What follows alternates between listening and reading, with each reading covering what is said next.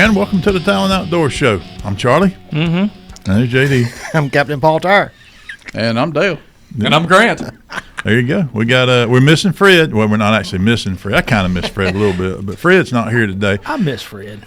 Fred's such a good target. He's such an easy target. Especially when he's running. Well, I had a gift I was going to give him today, and he's not here, so he just missed out. Now we'll find out if he listens to the show, because then he'll ask me next week, "Hey, what was it?" And the key on what was it, not what is it, because I may change my mind between now and then. Anyhow, so what's going on in the world today? Yesterday when we recorded this? Putin's meeting with Trump. Well, we'll find out. Hopefully, something will come out of that before it hadn't happened yet. We're recording the show on Friday, so Putin and Trump met. Got fellers throwing sandwiches at the Ice Age. What's up with that? Dale was telling a little bit of that a minute ago, and I'm like, what in the heck? They gonna lock him up, put him away with old Jared. Yeah. It was a Subway sandwich they threw at him? Yeah, it was a 12-inch of all things. You got to be careful, Wade. That's he threw it at the officer. Criminal. He threw it at the officer, hit the officer. Then they went to run him down. I know what. Yeah. They were running him down. He looked like he was having leg cramps. He probably was. Now, and they say they're charging him with a felony. If you throw called something at a police officer, even if it's a sandwich, which probably wouldn't hurt if him. you reach over and touch a police officer on the arm without his permission, that's battery on law enforcement. That's a felony. You keep in mind, I am a sworn deputy sheriff. So what you gonna do? Well, me and you have an understanding. What you gonna do? You can touch me anytime you want. Easy. I missed that. You probably ain't gonna like it. Just not anywhere. You probably ain't gonna like it. I know how to make you feel uncomfortable. It's been a few weeks since I've been here. Now, is that just for law enforcement, or is that anybody? Is that if a person... Not just any law enforcement officer touch me anywhere else. Lord have mercy. Paul, where are you going with all this, buddy? Paul, it's an enhanced penalty because they're law enforcement. It's firefighters, EMS, law enforcement. Yep. It's an enhancement. If I threw a sandwich at you and hit you with the sandwich, that is simple battery, which is a misdemeanor, which has to occur in the presence of a law enforcement officer to be immediately arrested for it. Otherwise, you would have to go to the state attorney and file charges and write a report, and they would investigate, and they would laugh at it, and you're not injured, and all this stuff probably wouldn't go anywhere. It's an enhancement because of the status of the person that you threw the sandwich at, which there are some protected, more serious stuff. So it includes a lot of people now. They expanded that at some point in time to include security officers, security, and medical. All kinds of it's doctors, lawyers, Indian chiefs, whatever. Well, not lawyers. It doesn't count if you're a lawyer, but well, if you do it an Indian chief, that's a hate crime. Enhancement. There you go. So they do that a lot of times. Respectful with law enforcement, and a lot of crimes have those enhancements. They will tell you there's certain elderly people, children, things like that. I mean, they may be their own statute, or that may be an enhancement penalty for a statute that already exists. And here's the thing: this is why we have lawyers. It's because people don't know. Most people don't understand what the law really says. Whether you're in Alabama, Georgia, Florida. Particularly in places like Alabama and Georgia, it's really hard to research what the laws are. When I was trying to look up Alabama law one time, it's hard to find the laws. You find these old PDFs that are old, and in Florida is the Sunshine State, and we have a sunshine law. If you want to know what a law says in Florida, you can just click on the little microphone on your Google thing. It goes, what is the law pertaining to blah, blah, blah, and it'll come up with some AI response. But then it'll also have links to Florida statutes, and you can go back and you can look at the Senate bill and the companion House bill and when it was passed and what it says. And good luck understanding it sometimes. Very digitized. The understanding it is the hard part. There's some Florida law that regular people write that you can actually read and understand. And then there's some Florida law that some lawyer wrote that is written in legalese, and you have to have an interpreter to tell you what that statute says. And then there's case law. That's where and then you've got case law that the first time somebody got charged with said law, you've got a judge somewhere that said, well, that ain't really what that statute's meant. That's not the spirit of the statute. So they'll decide differently, and case law will, going forward, will then be applied to the interpretation of that law. And, just let's talk about the firearms thing. So traveling in your car with a firearm without a permit, it has to be securely encased, not ready for immediate use. That's the end of it. So, but they go through definitions and say, okay, what does securely encased mean? It means in a gun box, in a zippered gun rug, snapped in a holster. Not clear, snapped. Snapped in a holster, closed up in a glove box, glove box. In a container with a lid. Container with a lid, whatever else. But there's case law that makes it okay to put it in a Crown Royal bag or a paper bag.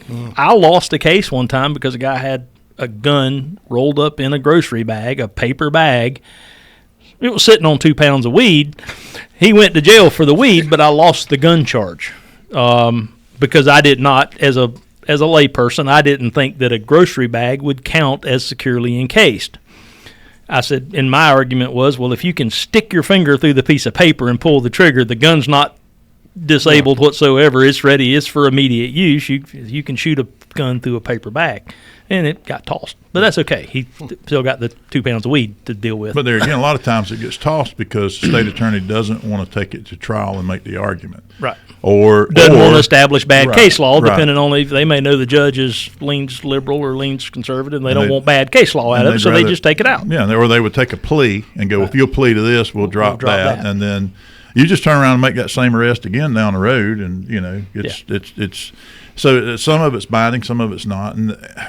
And the thing is the statutes are written where if you're in Florida and you drive to you're in Tallahassee, you drive to Thomasville, okay, things change. The laws are different now, and then you drive over and say, I'm gonna run over to Dothan and pick up something at the blah blah store, Rural King. That's exactly where I was thinking. I couldn't think of the name. Thank you, because that's like the funnest place in town to go. I read your mind. Oh yeah, okay. I love it there. And then and then you got to go get the tractor supply because you can't find it in Rural King because it's too dadgum big. And then and come back. You just went through 3 different states' jurisdictions with about 6 different local jurisdictions with county ordinances and city ordinances and state statutes, and then there's federal law. And different, you're carrying a gun differently. Now, pretty much you can do the same thing in those 3 states with firearms in your vehicles. It's much more permissive in Alabama and Georgia. And that's why you probably already knew. You researched before you went to New York a couple weeks ago. You knew exactly what you could. Yeah, because one of the places he was standing in front of, there was somebody coming and did a mass shooting a few days later. Yeah. That's I just picked the wrong day. Picked the wrong damn day. One day, if he'd have just done it like a week earlier, man, that would have ended real quick. Well, y'all know about the National Guard coming into Washington D.C. As police officers, I think that is awesome to me. That's why I was wondering what y'all's. Because you hear the left going, well, they should. I think they're. Well, the National Guard is different from the standing army. From the National Guard and the Army are 2 very different things. You know that, right? Right. So most states, the governor of the state has a lot of control over what the National Guard does. It's the official state militia, if you will, is what the National Guard is. Now, they're part of the Army. They can be called up to active duty in the Army and all that, but they're not technically part of the standing Army. The problem lies in is when you put standing Army, when the president deploys standing Army within the borders of our country, there's a thing called posse comitatus, and he has to invoke that that language into the deployment where you have to have a threat to national security essentially to invoke posse comitatus. Unless you establish a 100-yard wide Army base all the way down the southern border like he did. Or you can do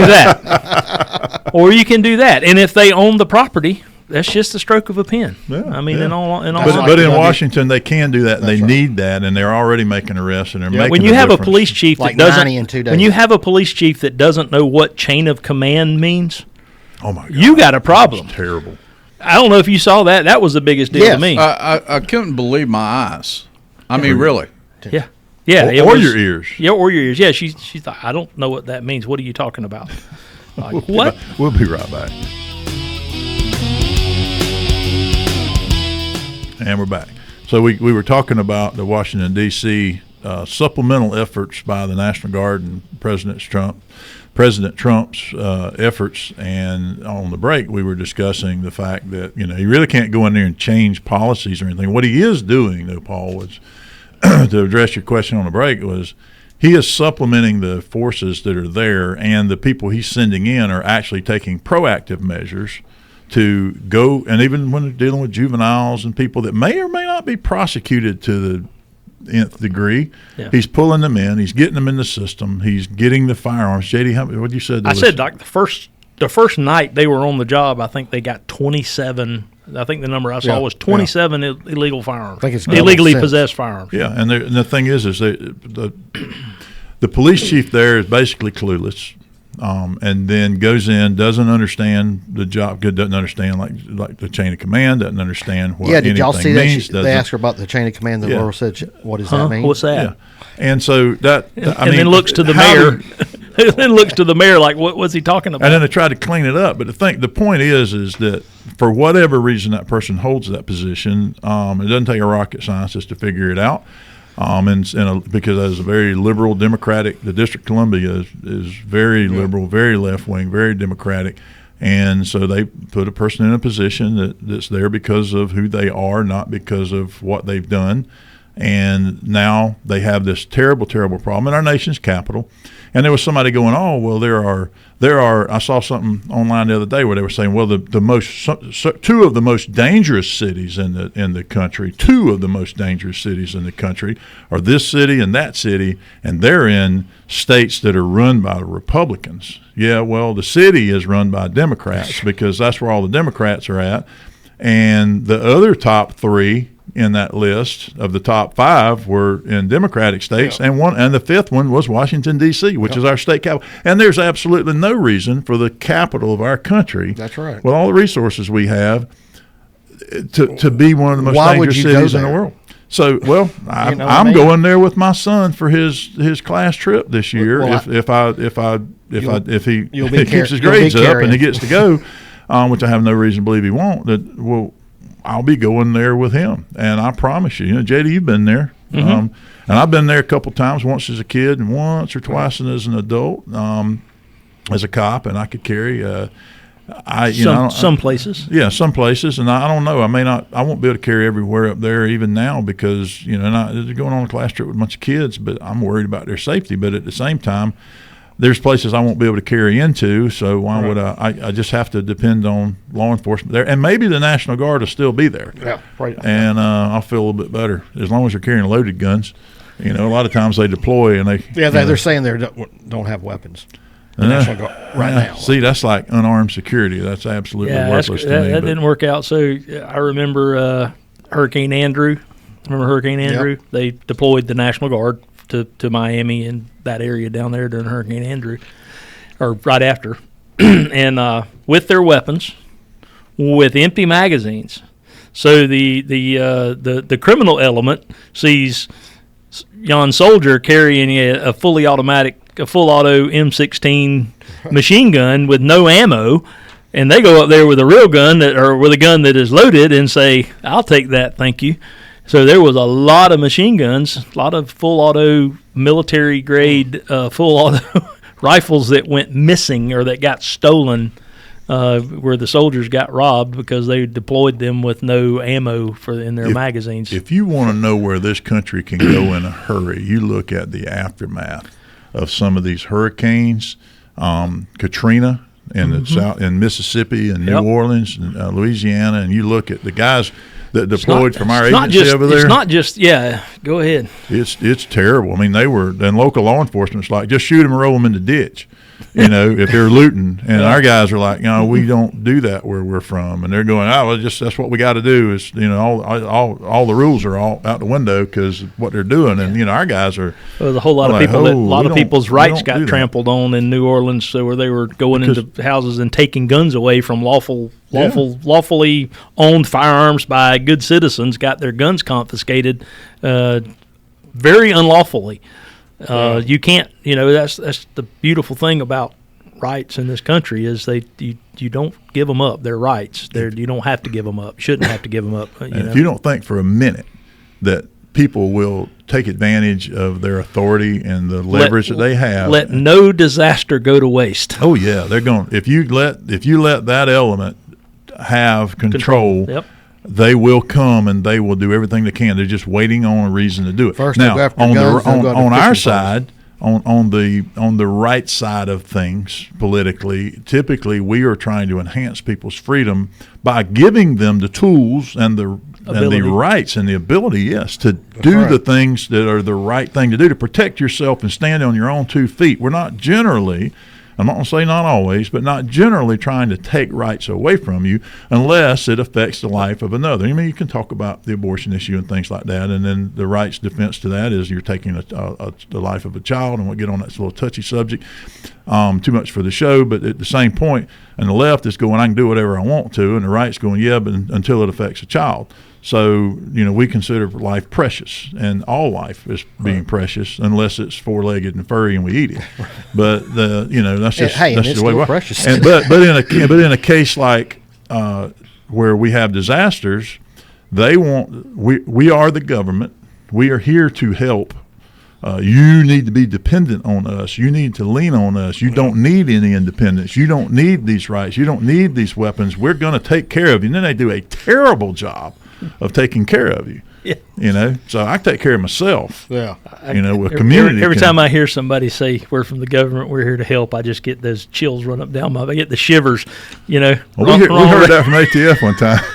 We're from the government. We're here to help, and I did this full body shake, and she started laughing. She goes, she said it as a joke. Yeah, she said it as a joke anyway, and I was like, ooh, was that here? And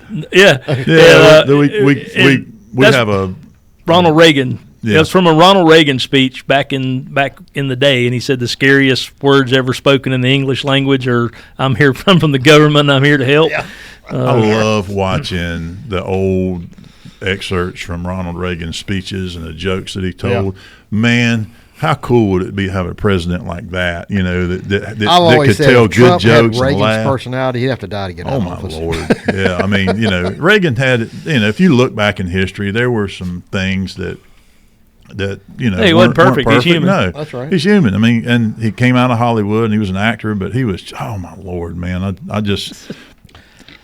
would love to have a president that could just stand up and make people laugh and had that type of personality but still was terrified our enemies. Yeah. Oh yeah, he was tough. Mr. Gorbachev tear down his with Star Wars, we're going to put satellites in orbit and we're going to fry all your missiles. Mr. Gorbachev, tear down this wall, that kind of deal. I mean, all the things that were accomplished. You go back and look at some of the stuff he did. There was a meeting in Reykjavik, a nuclear arms talk in Reykjavik, Iceland, and it was like bitter cold. And he pulls up to the meeting point in Iceland where it's 20 below or whatever it was, and everybody the Russians were already there, and they walked out to greet him when he's getting out of his limousine, and they're all wearing these big parkas and stuff because it's freezing. Yeah. He steps out in his business suit, which business suits are not made for warmth. No. And he steps out in this sharp-looking business suit and stands there and talks to him in this frigid temperature for 10 minutes as they take pictures and do the greetings and all. And that, you go back and listen to the interviews of those guys and watch it, on the other side of the Russians talking about, that's a man. We don't want to mess with him. That dude's bad. Well, he was a tough old cowboy. I mean, right. He was a Hollywood cowboy, but he was tough. It's funny how little things like that can change somebody's opinion of somebody, or at least enhance somebody's opinion of somebody. Just little reactions to that subtle. Well, I mean, you look at Trump. They all think Trump's crazy, and Trump may be a little crazy. I think he is a little crazy, but that's kind of what we need. Oh yeah, there's somebody go. Well, I'm not a better time in history for. You got to fight crazy with crazy. Them bombs he dropped in Iran, that put people on notice. He got in.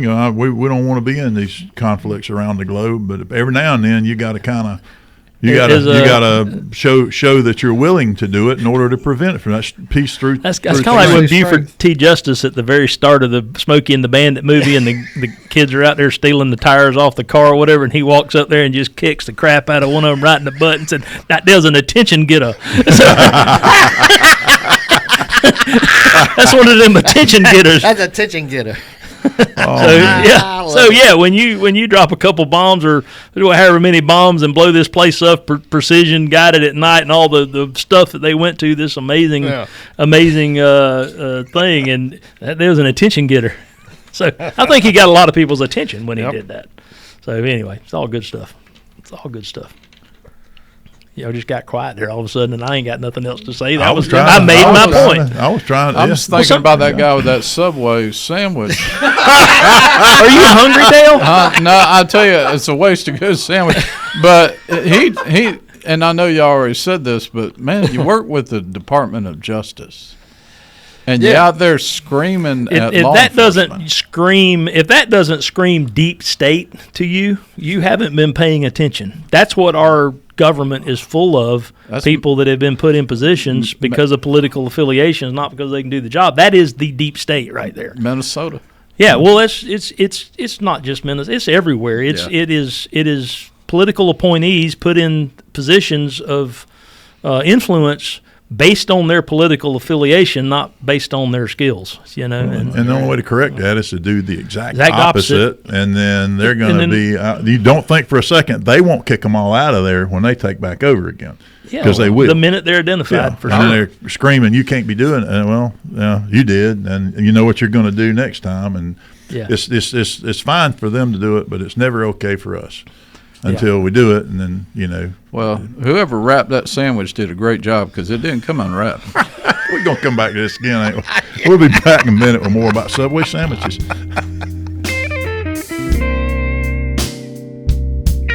And we're back. Yeah, it was 3, 2, 1. I'm like, okay. Well, thank you for the cookies, Grant. Yes, delicious. Man, those I'll cookies tell the missus. They're delicious. Yeah, and I've been so proud of myself because somebody brought one of my kids, or I don't know if my mom sent them or whatever, but sends home Krispy Kreme. Well, I'm addicted. I mean, that's like you can't put Krispy Kreme in a room. And okay, go ahead. Well, I was going to say, I just saw a video today. Someone did the scientific experiment on what has fewer calories. What is healthier for you? A 6-pack of Coors Banquet beer or one crumble cookie? The beer. And the beer's better for you. The beer had less calories and about the same amount of protein. Yeah. Carbs, less. Beer is actually not bad for you. The alcohol ain't great for you, but the rest of the beer is pretty much just bread. So if you ever think about going to get a crumble cookie, consider a beer. Go get a beer. Go get a beer instead. I can see you getting pulled over saying I only had one cookie. So they brought home the just glazed donuts. Now glazed, that's gotten expensive. It's gotten expensive, and it's been sitting on there on the counter for about 3 days. And you get a few days old, you stick it in the microwave, it's still good. But I have resisted all that for days. I'm down like 40 pounds. So I've resisted that. You and JD both. And then Grant comes in here with a plate of cookies. That's what I'm here for. So out of politeness, I ate one. Now, out of politeness, I ate 2, and I'm gonna have another one before we go. All right, I'll eat another one on the next break. Y'all have been former retired police officers. Not ever in uniform, if that's where you're going. No, Dunkin' I didn't eat donuts in uniform. Or Krispy Kreme. Krispy Kreme. Yeah. Dunkin' Donuts is like cake. I'm not a big fan. Let me tell you, to me, it's like eating a muffin or something. It's not a donut. A hot. When the hot now sign is on at Krispy Kreme, that is the most just, you can't drive by that. But never in uniform, since you ask. I would not eat a donut in uniform. Not in public. Not in public. Now, Not where somebody could see you. In the squad room, if somebody showed up with a dozen of them and they brought them back to the squad room at check on, it's game on. We'd be war over that. I used to work off duty after hours at Tennessee and Basin when there was a Krispy Kreme there because they had all the drunks from the bars and we had a deputy over at Taco Bell and they had me over there at the Krispy Kreme.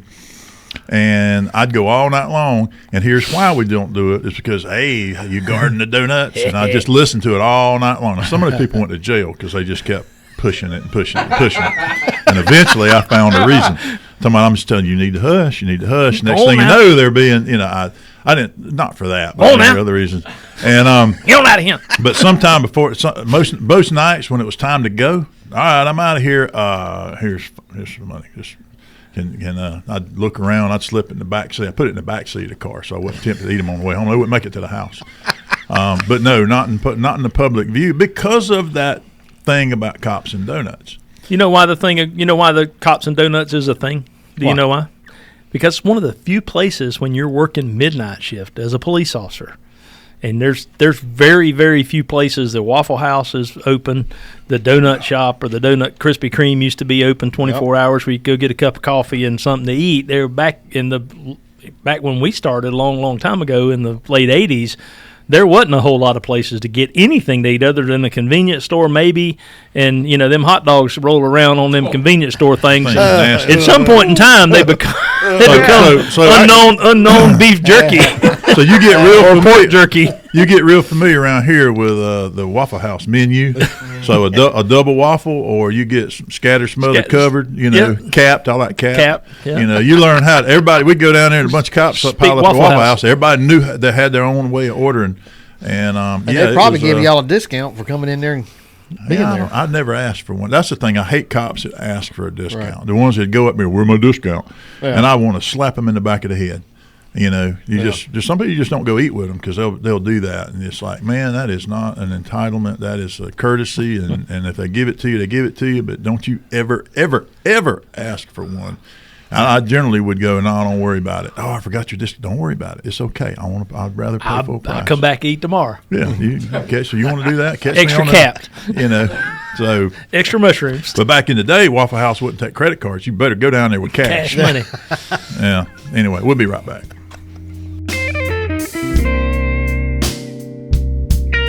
And we're back. I tell you what. Over the last couple of weeks, I've had the worst luck around the farm with stuff just breaking. I keep getting flat tire after flat tire. So I went out there to load hay, and one tractor had a flat tire, and then I went to load hay with the other tractor, and I got one hay roll up on somebody's pickup truck and looked down, and the front tire of that tractor was flat.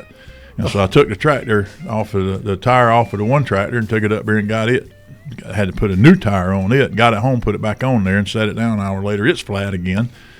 And luckily, the local tire place, I just called over the weekend, left them a very polite message saying, I'm not happy. You know where it's parked. Come fix it. When I got home Monday, it was fixed. The other one is in the back of my truck, and it's an old 1970-something John Deere front rim that around the valve stem's rusted out. And then while I would fix it, the tire place didn't want to, cut out inner tube and stuff. I would have just fixed it.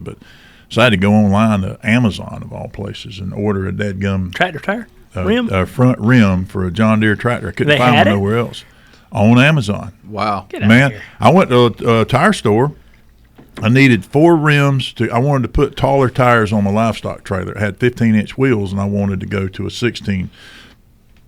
With that lug pattern, we couldn't find them. They couldn't find a trailer rim for it. I went on Amazon, looked it up, got it, had it in 4 or 5 days, and it was $30, $40 cheaper. Wow. There, and it's a steel wheel. I want to shop local, and I do every chance I get. I always try to shop local. Yes. But when I go somewhere local and I go, yeah, we have to order that, and it's going to cost this much, and then I go online and I find it for less money, and I can get it quicker, and shipping's free. Yeah, but I prefer local. I tell you what not to buy on Amazon. Gun parts. Gun parts? Yeah. If it's a no-name brand Chinesium gun part, don't buy them and bring them up here. I had to try to install something for a guy the other day, and I was like, that was the worst Chinesium I have ever seen. And I finally had to go out there and say, man, I'll put this on here. It ain't gonna last. This is gonna be like 3 shots, and you're done. Gonna fall off. And let us find it for you, because if we do, we might have to get it off of Amazon. But if we do, at least we know what quality is. You know, because sometimes the name brand companies will have their stuff on Amazon. Yep.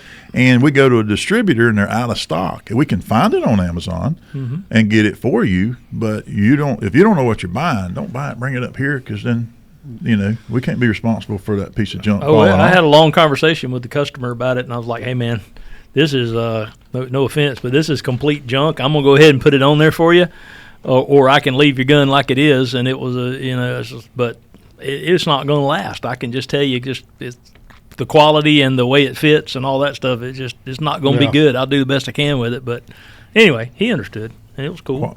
Quality does matter. Yeah. But there are times you just get like I ordered an inner tube to fit that tire. I got it, and it'll work. And if I knew how to put a tire, I know how. If you had the equipment. How many acres of hay do you have on the farm? About 130. And that's the Bahia grass that he's allergic to. Is that what we're talking about? Yeah. So that's a lot of hay. I have a question. How often do you have to cut that? As often as possible. Now we fertilize it, and looks like we're about to get a third cutting. Looks like we might get 4 cuttings off that this year. Because all this rain, the last 2. The rain and putting fertilizer on it. It's good, clean grass. I mean, if anybody out there listening, and you might come to Marianne and get it, but I will deliver for about 30, 40 minutes away for a fee. But good, clean, rolled up Bahia. How much you charging around, Bill? I'm getting $55 a roll right now. Man, that's the price right there. I'm going to tell you something. That's what I pay up in Boston, Georgia. Webb family up there's got a big hay farm operation, and I get my hay up there, and it's cheaper for me to drive to Boston, Georgia from Monticello. I stop at the Boston Cafe and have breakfast, and the gas and the cost of breakfast and time and everything is still cheaper than going to other places. I'll just say that. The price of hay, you can get cheaper stuff, you can get more expensive stuff. And a lot of times it depends on the variety of the grass. It depends on, what kind of, what you got, Bermuda grass or Bahia grass, what kind of Bahia grass, and whether you get into all the, and then it depends on what you're feeding. Are you feeding horses? And you can get all kinds of stuff. Charlie got that bougie Bahia grass, that bougie hay. Thing is, how much your bales weigh? Well, they about 900. I don't know what they weigh. They're 5 feet tall and 4 feet wide. Okay, and they roll tight. They're heavy. Yeah, but I don't have a scale on my tractor, so I don't know. Right. Here's the thing, I deliver 30 on a Saturday to one fella, and I'll load one roll. I mean, right now I'm trying 30 at one time. I mean, a 30. Well, I mean, my trailer only holds 10, so you must have a bunch of. I haul 10. That's all for cows, right? Well, I mean, the guy's got so. When you can get hay, you don't want to wait until the middle of winter to be buying your hay. Amen to that. Because if you come to me in February and you want to buy hay, you ain't getting it for $55 a roll. You're going to get it for what I want at that point in time, because ain't nobody going to have none. You keeping it on the ground or in the barn? How long I just does it put it last? on the ground. It's rolled up. I mean, people are selling hay from a year ago. It gets cheaper if it gets older. And you want to feed fresh hay that's been around. Listen, I'm not into all this. I'm learning as I go.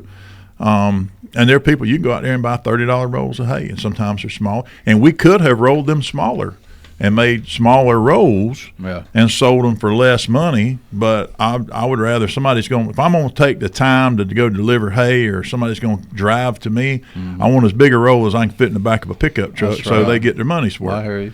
And but you can run out there. I'm cutting it on halves with a gentleman that's and local farmer there in Grand Ridge, and Trenton Childs. He's got why can't I think of the name of the doggone Spanish Trails farm, and he's got a vegetable stand there in Grand Ridge off of 69 that's seasonal, and does truck farm and all that. Fine young man, younger guy. He's a kid to me because he's my daughter's age, but hustling, coming up, making a living. I like that. And then we're cutting the seed on halves. I mean, I love that because I don't have to buy any equipment. Well, I'll tell you what, I've been grateful. All my equipment has flat tires. Right, I know. It's kind of like you've been having some issues there with the tires. What's causing them to go flat? You're running over deer horns. Well, I did that. Holy cow. I came out of the field the other day, and there was that gum piece of deer antler stuck in my truck tire. And luckily it didn't go all the way through. But you're driving around out there in that hayfield, you can't tell where the sheds are. And but I got some turkeys for sale right now. We're selling quail. I'm selling fertilized eggs, day-old chicks, and everything all the way up to flight. Now I'm not the flight raised aren't ready yet, or the flight trains. The flying birds. The flying birds that get, and you go throw them out there and shoot them, and let your bird dog find them. But I'm selling some birds right now for training birds, because they smell like quail. They're just not big enough. I'd let them get 3 or 4 more weeks, and they'll all be up. And that is a lot of work. I mean, it is a lot of work and a lot of loss. Do you eat a lot of quail? No, because I can't afford to. because what I can sell them for, it's expensive. I got you. But yeah, I mean, when we shoot them this year, we're going to be hunting some. So I'm gonna start charging Dry Creek Farms an advertising fee for the show. That's what I'm talking about. You slide me a couple dozen quail every so often there, and them quail legs are pretty good, aren't they? Cleaned. Yeah, well, I was giving Fred some quail eggs. I don't know if he's actually eating them or not. I mean, they're like regular size eggs for us, but they're tiny for us, but they're like normal size. Do they have numbers? They have numbers written on them. Fred making a little tiny omelet. I didn't write numbers on his. We had one of them frog strangling rains the other afternoon here at the shop. I mean, it just all of a sudden the bottom fell out. We're getting that 8 inches an hour kind of heavy rain, and it overwhelmed the drain out here in the parking lot. And I go out there, and we're going out there, and I'm trying to get some grass that grown over there. We're getting it cleaned up, and finally just pull the grate completely out of the ground to the water. And I look around, and there's eggs floating everywhere, and the guys were like, where'd all this come from? Where all these eggs come from? And I said, and I'm looking at them, and I go, those are quail eggs. And he goes, they got numbers on them. And I go, Charlie, did you throw away some quail eggs So those were the ain't litter. So I took eggs that had come out of the incubator, and I took the chicks up to the barn and put them in the insulated room there with the brooder, and a bunch of the eggs had not hatched, and there was a bunch of shells that hatched, and I write numbers on them. I put the date on them when I pick them up, so I know how old they are, so I know when they incubate them. And I put them in what was left in a basket in the back of my car, and I'd forgot about them, and they get to smelling. And so I was here at the shop the other day. I said, I cannot drive home with this god-awful smell in here. So I threw them in the culvert out there and said, well, they'll float down when it rains. I didn't know it was going to plug it up. Plug it up with quail eggs. We'll be right back.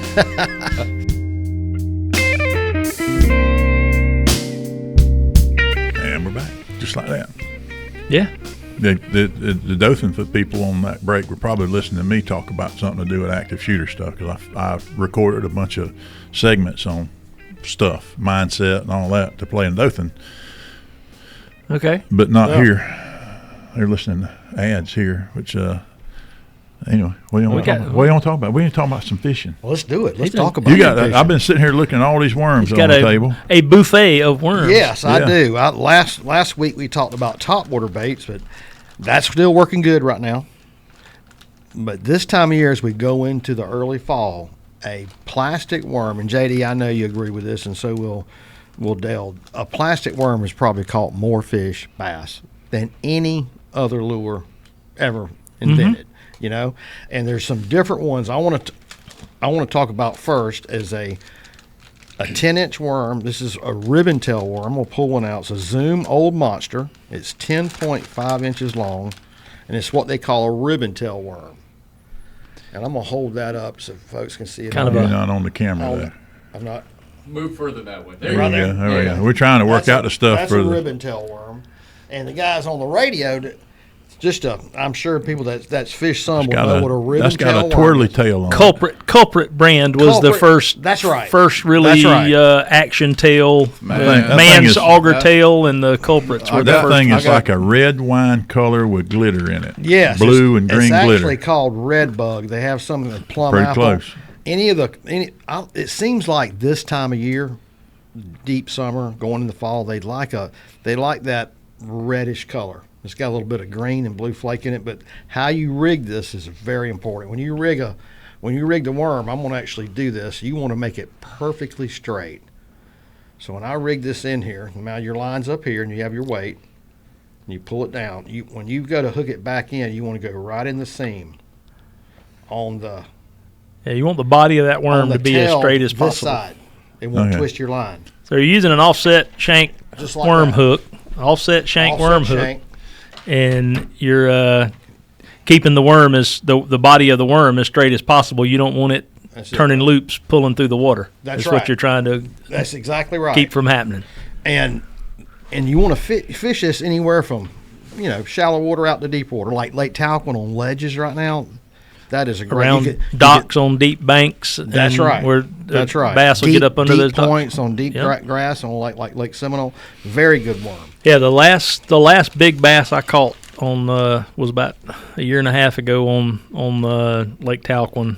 I caught a big old hog of a bass, probably 7.5, 8 pounds, and was on a 10-inch black man's jelly worm under a dock on a deep point in the lake. Yep, Dale was just talking about it. I know exactly where he caught it. Now that he said that. No, I'm just Ocklawaha Creek, if you want to know exactly where I caught it. I don't care. I'll take you back to the dock and show it to you. It's just, you throw up under enough docks, you're going to find one of those old big ones laying up under lying. There. And those man worms, those big worms, I use a 12-inch worms, man's worms. This time of year, late in the year, the stuff they're eating, the eels, the snakes, and all that have gotten bigger since the spring. Bigger. In the springtime, you use a short worm because this year on Lake Seminole, it seems like I found more brim and shellcracker bed in the last 30 days than I have since May. So everything was later when it comes to that. And one of the worms that we caught those big ones this weekend was on. This is called a Zoom speed worm. It's got a tail right here, if you can see that. Flat tail with a little curl on it. And when you pull this, it flaps. It looks like a fish. And how we've been catching these recently is just throwing it out, letting it sink, and just pulling it and letting it sit. Just trying to get. It seems like those bigger ones, you need to. As it's coming by, they kind of react to it a little bit. You know what I mean? But so that's this, and I'll rig that up with bigger bass are lazy. They're lazier than little bass. Little bass will chase things and expend a lot of energy to gain a few calories. Big bass have figured out that if they lay still long enough in the same place, something will swim by that they can get that they don't have to work too hard for. And they're so lazy they wear out on the way in as you're reeling them in. It ends up reeling like you're reeling in a 5-gallon bucket full of water. Yeah, big bass don't fight nearly as good as a 3-pounder, 3.5, 4-pounder will give you a whole lot more fight than an 8, 9-pounder. That's right. That's exactly right. I find that to be true too. And you have, when you're doing fishing with your weights, this is a tungsten made by Strike King. It's an 1/8 ounce, and this is lead. And lead, this is a 1/4 ounce, but it's a lot bigger. And tungsten is more dense, so it's more sensitive. As you're pulling, you feel it run across a shell. It's also a lot more expensive. A lot more expensive. You ain't got to have it, but it is make it more sensitive. It really does. It makes it more sensitive. Paul, we were talking about that earlier, talking about using worms and everything. And, I mean, at the end of the day, the tungsten weight, it's more sensitive. But them lead weights, they work back then, they work now. That's exactly right. Well, tungsten is used in shotgun pellets as well. Your turkey shells, the TSS turkey shells that you pay $6 a piece for, uses tungsten instead of lead and is shot. So it carries further because it's denser than lead, more dense than lead, not denser. Right. Charlie's denser. This is more dense than lead. It's okay. More dense than lead. So a 7.5 size tungsten pellet weighs about as much as a number 5 lead pellet. Yeah, really. That's why tungsten turkey shot, you can kill turkeys at further distances than you can with lead. And how long have they been, tungsten shot has been out? Oh, it's been out probably, I want to say, probably 10 or 12, maybe 15 years. It's, unfortunately, China has the market cornered on tungsten material. China. All of it is mined and acquired over there. So they can charge kind of like Charlie's hay in the wintertime, they can charge whatever they want to the world for tungsten. And that's one of the reasons it's so expensive. Well, like I don't actually do that, by the way. I know. 5 turkey shells, 5 TSS turkey shells, you're going to pay $6 to $10 per shot. Wow. Oh, you better know what you're shooting you better be.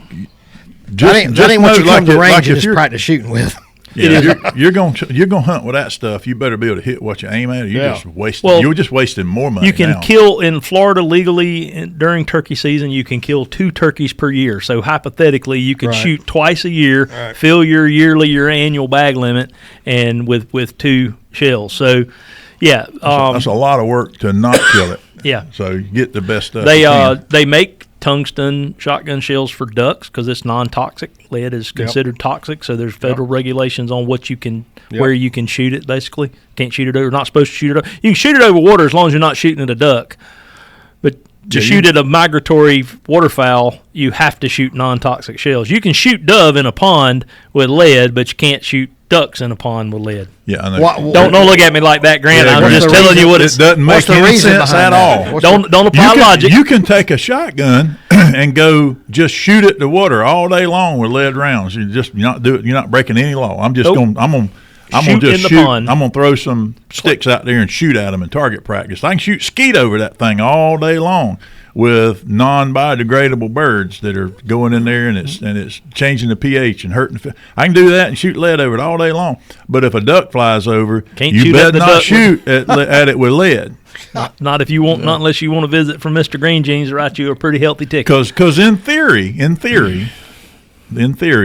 that lead what goes it? They cause the egg shells to be thinner and there's some nonsense. It's bad for the.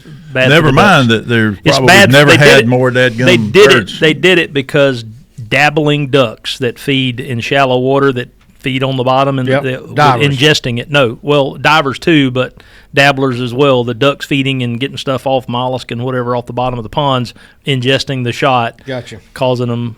I guess I've never heard of it killing one, but okay, poisoning one. But anyway, they outlawed. Steel shot has been, or non-toxic.